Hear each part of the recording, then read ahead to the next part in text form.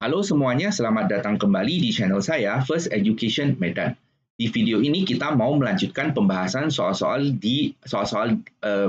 bab akhir ya untuk bab 6 ini stoikiometri. Kita mau membahas soal nomor 19 sampai dengan soal nomor 25. Untuk pembahasan soal-soal sebelumnya silahkan cek linknya di bagian deskripsi.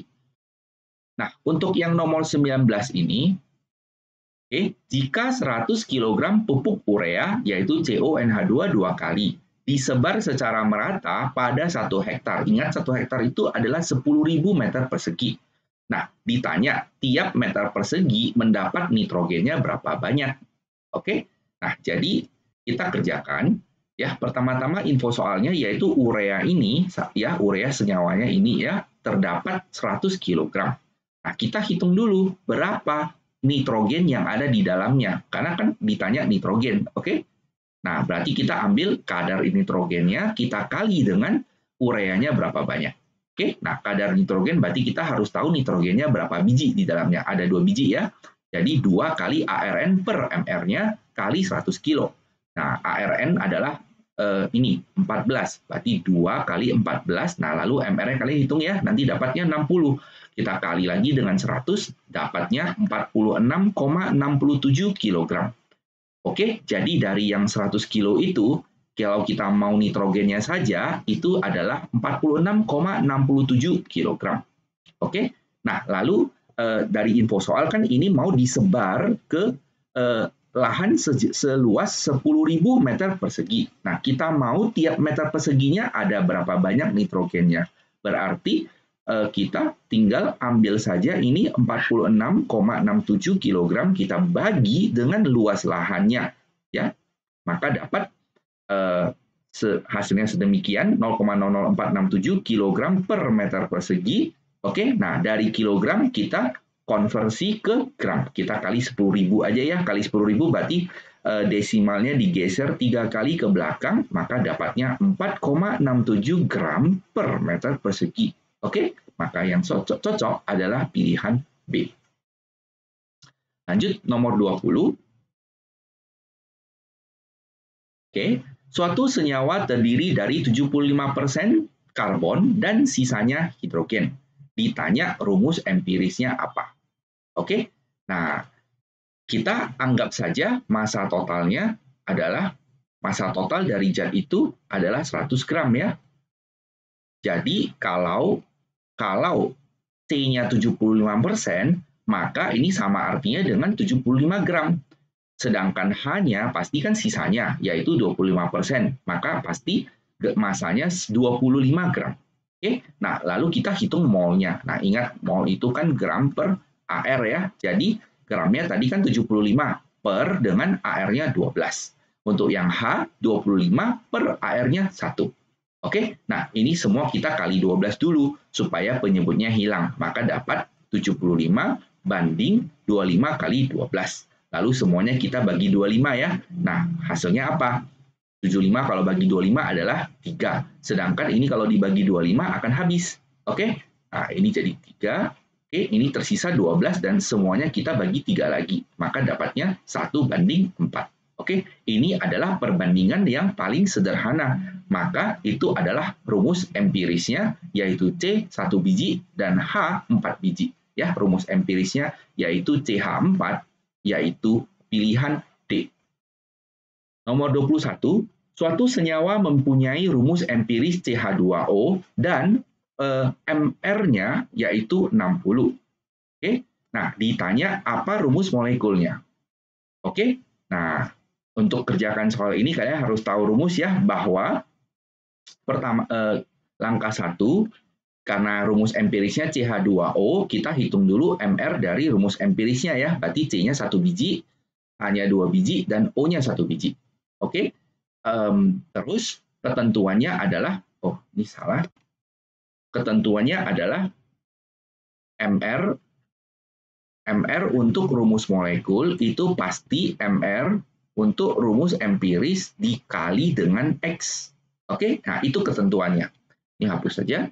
Ya, maka MR rumus empirisnya kita lihat C-nya ada 1 biji, H-nya 2 biji, dan O-nya 1 biji, semuanya dikali X, sedangkan yang ini adalah 60. Oke, jadi kita masukkan di kiri 60, yang kanan ini kalau kita jumlahkan hasilnya 30 kali X, dapat X-nya 2. Ya, artinya rumus empirisnya, rumus molekulnya adalah rumus empiris tinggal dikali 2 saja. Oke, kali masuk ya, artinya C-nya 2 biji, H-nya sekarang jadinya 4 biji, dan O-nya menjadi 2 biji. Oke, nah artinya yang cocok adalah B. Kita lihat ya, C-nya kan 2 biji nih. Nah, H-nya itu jadinya 4 biji. Dan O-nya ada 2 biji. Maka yang sesuai adalah opsi B. Lanjut soal nomor 22. Aluminium larut dalam asam klorida membentuk gas hidrogen berdasarkan reaksi berikut ini. Reaksinya sudah setara ya, sudah ada koefisiennya. Nah, jika massa aluminiumnya 5,4 gram, ditanya berapa gas hidrogen volumenya kalau keadaan standar STP. Nah, jadi kita tulis reaksinya dan kita tulis berapa banyak AL-nya, 5,4 gram. Nah, dari gram kita cari mol. Nah, mol adalah gram per AR. AR kan 27 ya, jadi 5,4 per 27 adalah 1/5. Ya, 1/5 mol. Nah lalu yang ditanya adalah H2, artinya dari sini kita pindah ke sini. Kita mau cari molnya berapa. Ketentuannya adalah koefisien yang ditanya per koefisien yang diketahui kali dengan mol yang diketahui. Jadi kita tulis di sini 3/2 kali 1/5. Dapatnya 3/10 mol. Sampai sini belum selesai ya, karena yang ditanya bukan mol, tapi yang ditanya adalah volumenya. Untuk keadaan standar STP. Apa rumusnya? Volume adalah mol kali 22,4 khusus untuk STP ya. Jadi masukkan aja molnya 3/10, kita kali dengan 22,4 dapat hasil akhir ini 6,72 liter, maka yang benar adalah opsi E. Lanjut soal nomor 23.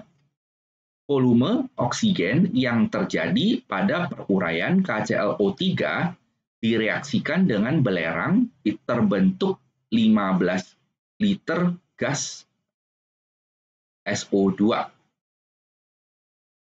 Maksudnya apa ya soalnya? Jika pada suhu dan tekanan yang sama, massa dari 5 liter CO2 adalah 11 gram, ditanya berapa massa KClO3 yang terurai.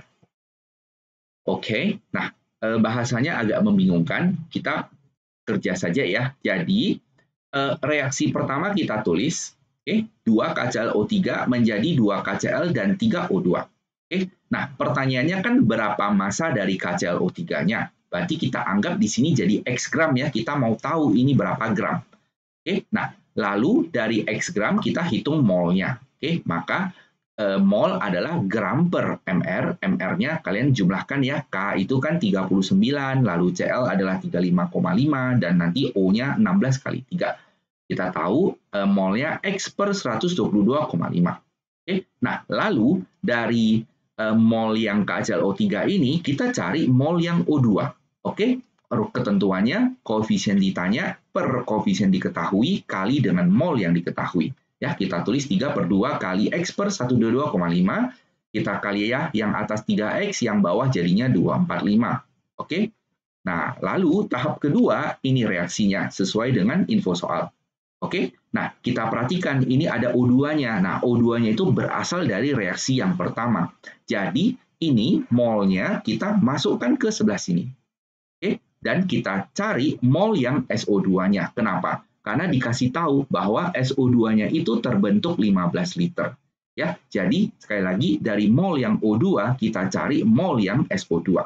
Nah, karena ini koefisiennya sama-sama 1 ya, jadi mol yang ini pasti sama dengan mol yang ini. Jadi kita tulis di sini 3X per 245 mol dan sesuai dengan info soal adalah 15 liter. Nah ingat untuk yang gas kalau ngomong tentang volume maka di sini dikasih tahu lagi gas lainnya, yaitu 5 liter CO2 sebanyak 11 gram.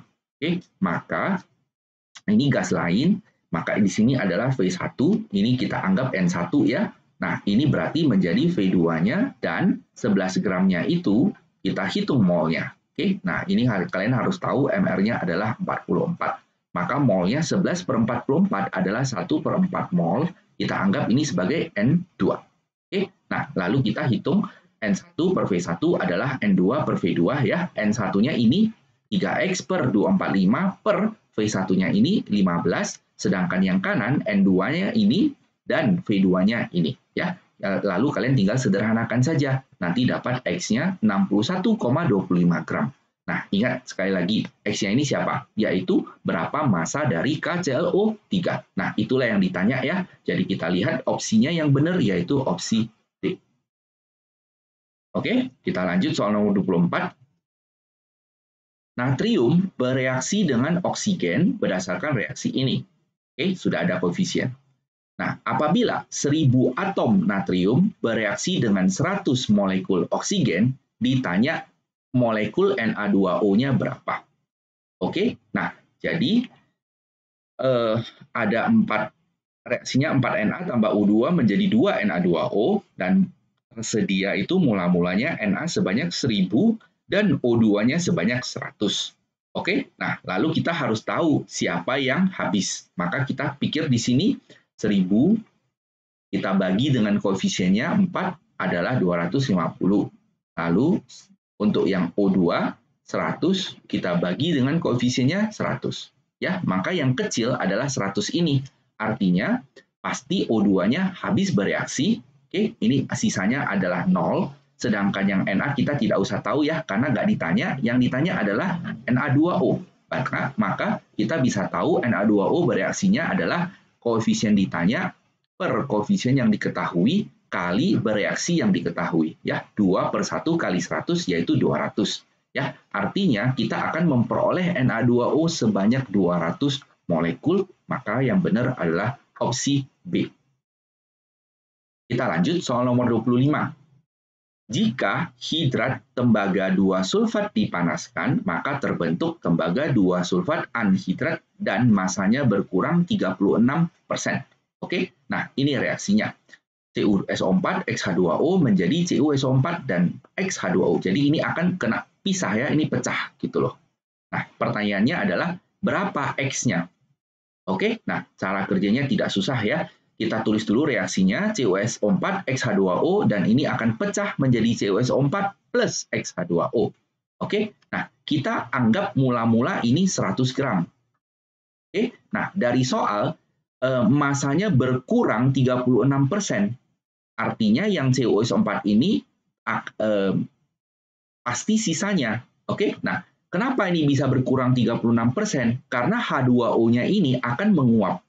Nah, berarti yang menguap itu adalah yang berkurangnya. Maka kita tahu H2O-nya pasti 36 gram dan CuSO4 itu adalah sisanya ya, yaitu 100 kurang 36 tersisa 64 gram. Oke, nah lalu masing-masing ini kita yang pertama kita hitung MR-nya ya. Kenapa? Karena kita butuh mol-nya. Oke, mol adalah gram per MR. Nah, ini kita bulatkan saja. Anggap ini 160. Nanti angkanya cantik, yaitu kita dapat 2 per 5 mol. Oke, nah untuk yang H2O juga sama. Kita hitung molnya. Nah, ini MR-nya kan kalian sudah harus tahu ya. H2O MR-nya pasti 18. Jadi 36 per 18 adalah 2 mol. Oke, nah lalu langkah selanjutnya kita bandingkan saja mol ini. Ya, kita bandingkan 2 per 5 dibanding dengan 2. Oke, nah kita mau bulatkan, maka ini semua diketak kali 5 dulu, menjadi 2 banding 10, dan semuanya kita bagi 2, menjadi 1 banding 5. Ya, kita sederhanakan. Artinya apa? Ini kan perbandingan molnya. Nah, sesuai ketentuan, perbandingan mol adalah perbandingan dari koefisiennya. Jadi, ini koefisiennya 1, maka 5-nya ini pasti menjadi X-nya. Oke, ini pasti X-nya. Ya, maka ketahuan CuSO4 X-nya 5 H2O. Ya, jadi ini X-nya, maka yang cocok adalah opsi C. Oke. Pembahasan di video kali ini sampai di sini ya, sampai dengan soal nomor 25. Semoga penjelasannya dapat dimengerti. Kalau ada yang kurang jelas, tuliskan saja pertanyaan kalian di bagian komentar, akan saya jawab secepatnya. Ingat untuk selalu belajar dan banyak berlatih, maka kalian pasti bisa. Silahkan di like video ini ya kalau kalian suka dan subscribe channel ini supaya kalian tidak ketinggalan update video terbarunya. Terima kasih banyak sudah menonton dan sampai jumpa di video selanjutnya. Bye-bye.